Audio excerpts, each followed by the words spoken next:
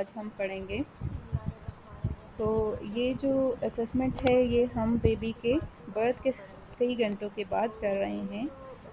New burn की assessment जो है वो कई घंटों के बाद इन्फेंट टेक्निक के ज़रिए करनी चाहिए, और जब वो फीडिंग ले ले उसका 1-2 घंटे का वेट करना चाहिए। उस वक्त बंदा जो है, उस वक्त बेबी जो है वो ज़्यादा रिस्पॉन्सिव होता है। फिर हम बेबी की जो हेल्थ असेसमेंट कर रहे हैं उसमें सबसे पहले हम जर्नल सर्वे कर रहे हैं। जर्नल सर्वे में बेबी का स्किन कलर देखा जाएगा और उसका साइज़ देखा जाएगा, डिफरेंट पार्ट्स का आपस में प्रोपोर्शन देखा जाएगा, न्यूट्रिशनल स्टेटस देखी जाएगी, बेबी का पोस्चर कैसा है, रिस्पायरेशन कैसी लेता है, मूवमेंट कैसे करता है, मूवमेंट उसके हेड और एक्सट्रीमिटीज़ की कैसी है। पॉसिबल फाइंडिंग में ये है कि न्यू बर्न बेबी जो है वो इंट्रायूट्राइन पोजीशन में तकरीबन उसी तरह खड़ा होता है। फिर इंस्पेक्शन जो है, बेबी की इंस्पेक्शन करेंगे। इंस्पेक्शन में अम्बिलिकल कार्ड की एबनॉर्मेलिटी देखी जाती है। अम्बिलिकल कार्ड में 2 थिक वाल वाली आर्टरीज होती हैं और एक थिन वाल वाला बड़ा सा वेन होता है, जो कि अमूमन 12 o'clock की पोजीशन में पड़े होते हैं। पॉसिबल फाइंडिंग में ये है कि सिंगल अम्बिलिकल आर्टरी हो तो ये कंजेनिटल एबनॉर्मेलिटीज़ के साथ इसका ताल्लुक है, और अगर अम्बिलिकल हर्निया हो तो इन्फेंट के एब्डोमिनल वॉल में डिफेक्ट है। फिर प्राइमेटिव रिफ्लेक्सेस हैं। न्यूरोलॉजिकल स्क्रीनिंग की ज़रूरत होती है बेबी को, और उसमें क्या शामिल है, mental status, gross and fine motor function शामिल है, टोन, क्राई कैसे करता है, डीप टेंडन रिफ्लेक्सेस कैसे हैं और प्राइमेटिव रिफ्लेक्सेस कैसे हैं।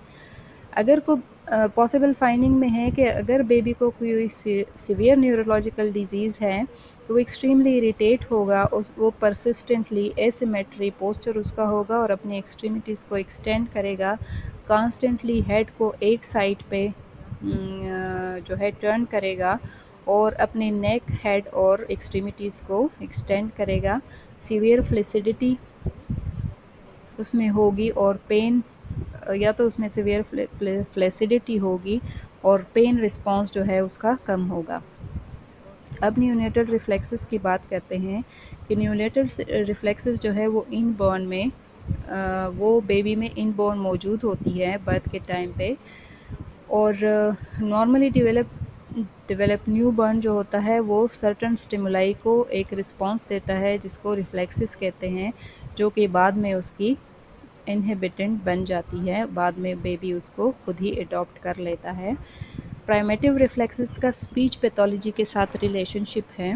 ज़्यादातर प्राइमेटिव रिफ्लेक्सेस जो है वो यूट्रस में शुरू होती है और अर्ली फ्यू मंथ्स में वो ख़त्म हो जाती है। ये रिफ्लेक्सेस जो है ये फिर वॉलंटरी स्किल्स, मोटर स्किल्स की जगह ले लेती है। अगर किसी बेबी में रिफ्लेक्सेस नहीं है तो इसका मतलब है कि उसको न्यूरोलॉजिकल कोई प्रॉब्लम है,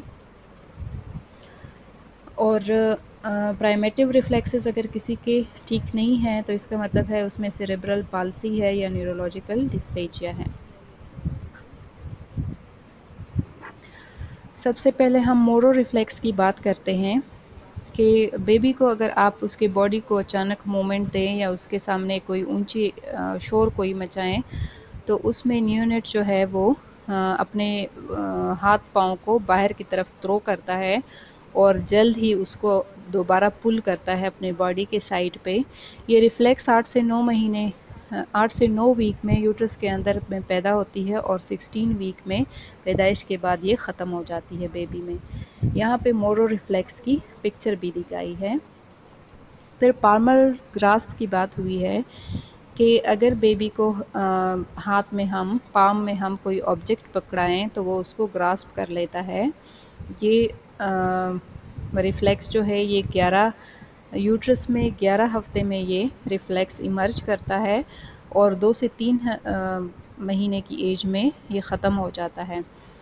पाल्मर रिफ्लेक्स अगर किसी बेबी का कांस्टेंट है, परसिस्टेंट है अगर, तो इसका मतलब है कि उसके स्वॉल्विंग में प्रॉब्लम है या वो स्पीच उसकी डिले होती है, वो बाद में बहुत लेट वो बोलना सीखता है।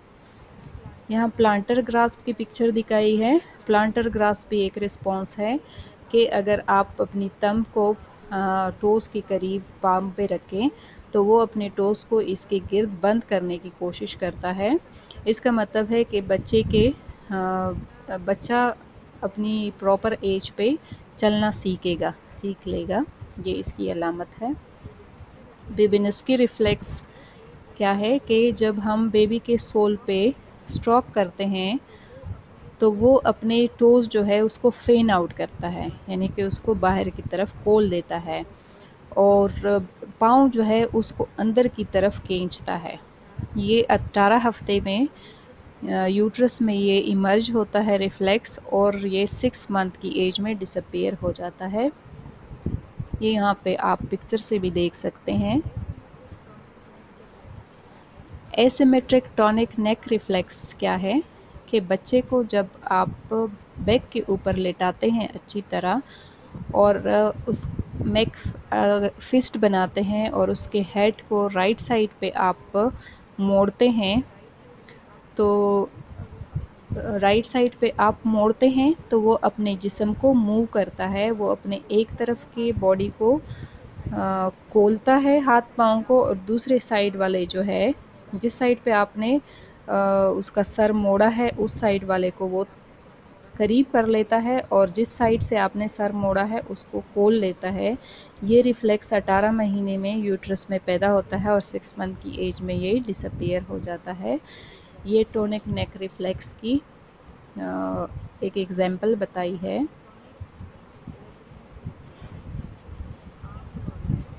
टोनिक लेब्रिनथ रिफ्लेक्स, इसमें आर्म्स और लेग्स जो है वो एक्सटेंड होते हैं और हेड जो है वो बैकवर्ड की तरफ मूव करता है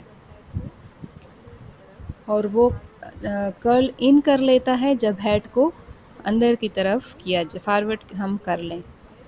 ये रिफ्लेक्स क्या है कि इसमें हाथ और पाँव, अगर बेबी के हेड को हम बैकवर्ड की तरफ मूव करते हैं तो हाथ और पाँव खुल जाते हैं, और अगर उसके हेड को आगे की तरफ मूव करते हैं तो हाथ और पाँव जो है वो बॉडी की तरफ मुड़ जाते हैं, कर्ल हो जाते हैं।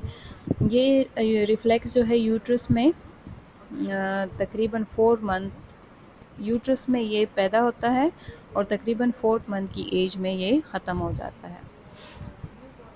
फिर गैलेंट रिफ्लेक्स है, इसमें न्यू बॉर्न जो है उसके बैक को स्टिमुलेट किया जाता है।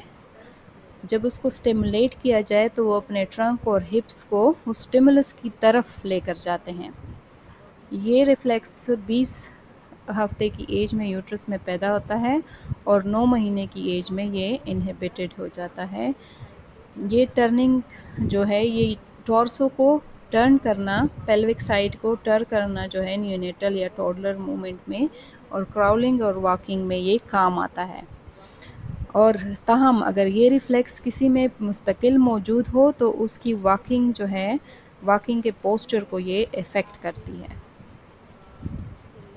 फिर स्टेपिंग रिफ्लेक्स है, न्यूनेट को अगर आप कोई चीज़ उसके लेग के करीब लेकर आए तो वो उस पर स्टेप लेने की कोशिश करता है जब उसके पाँव ग्राउंड से टच करते हैं। ये रिफ्लेक्स जो है पैदाइश के टाइम पे मौजूद होता है और 3-4 महीने के टाइम पे ये अब डिसअपीयर हो जाता है और 12 से 14 महीने की एज में ये दोबारा वापस आ जाता है क्योंकि बेबी चलना सीखता है। ये स्टेप रिफ्लेक्स की पिक्चर है। लैंड्यूज रिफ्लेक्स, जब न्यूनेट को अपने स्टमक के ऊपर लिटाया जाता है तो वो अपने सर और बैक को उठाने की कोशिश करता है। ये 3 मंथ्स पोस्ट नेटली ये इमर्ज होता है और 12 महीने तक बच्चे में ये मौजूद होता है। अगर ये रिफ्लेक्स किसी बेबी में नहीं बनता तो इसका मतलब है कि उसके मोटर डेवलपमेंट में कोई इशू है। फिर मोटर डेवलपमेंट की इश्यूज ये हैं, जनरलाइज्ड इंटेलेक्चुअल इम्पेयरमेंट उसको हो सकती है या सेरेब्रल पाल्सी उसको हो सकती है। फिर रूटिंग रिफ्लेक्स है, अगर बेबी के चिक पे हम स्ट्रोक करें, अपनी उंगली से उसकी चिक को तपतपाएं तो वो अपना हेड उस स्टिमुलस की तरफ लेके जाता है और उसको मुंह में लेने की कोशिश करता है, उसको सक करना स्टार्ट कर देता है और इस तरह उसको ब्रेस्ट फीडिंग के लिए हम स्टिमुलेट करते हैं या ब्रेस्ट फीडिंग उसकी स्टार्ट कराते हैं। ये रिफ्लेक्स जो है ये ख़त्म हो जाता है